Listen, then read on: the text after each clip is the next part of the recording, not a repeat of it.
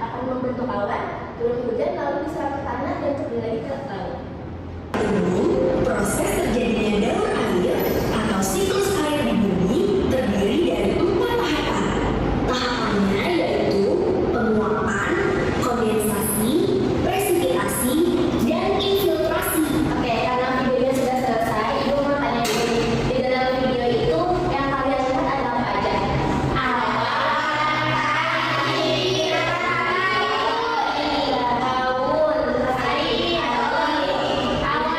Daun, pelangi, betul. Nah, kalian pernah mikir gak sih di sini kan air itu bisa berubah-ubah ya? Dia jadi uap, dia jadi hujan, dia bisa ke awan, gitu. Semuanya itu tuh sudah ada prosesnya yang kalian udah pelajari di video ini juga dan tadi Ibu jelaskan.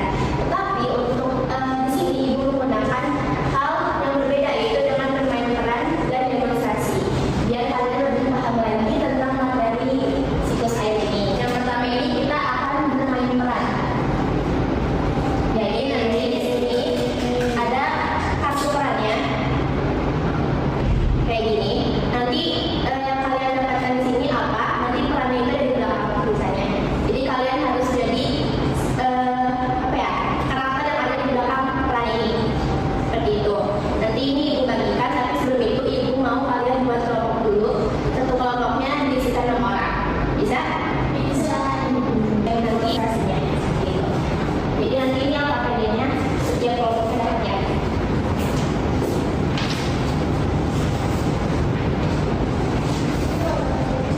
Jadi ketika KPD sudah ada panduannya gimana cara kita melakukan praktik sederhana siklus air. Ada yang mau bacain?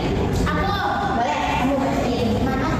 Nih, di sini ada bawahnya, coba bacain gimana. Langkah-langkah kegiatan. Yang pertama, masukkan air panas ke dalam gelas. Kedua, tutup gelas dengan plastik. Ketiga, ikat plastik dengan karet agar kuat.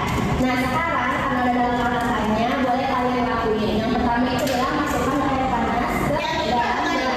Ada air panasnya gitu.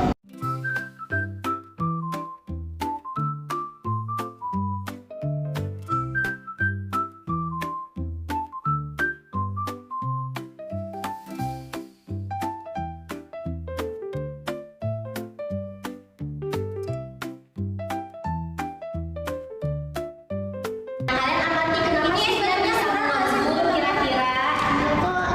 Karena ada panasnya, Ibu. Nah, air panas itu bisa dibilang sebagai apa? Matahari. Matahari yang memanaskan air. Nah, lalu dia menguap, betul? Bentuk embun. Kalau sinar matahari, dia akan menguap menjadi evaporasi. Akan menguap dan membentuk awan yang disebut kondensasi. Lalu nanti banyak air, maka dia akan turun menjadi hujan yang disebut presipitasi. Lalu dia akan menyerap ke tanah disebut dengan infiltrasi. Lalu alirannya akan balik ke sungai dan laut yang disebut aliran olah.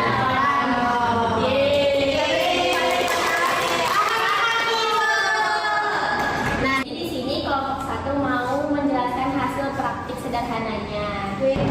Nah, air panas ini bisa kita sebut air laut yang terkena sinar matahari lalu menguap menjadi titik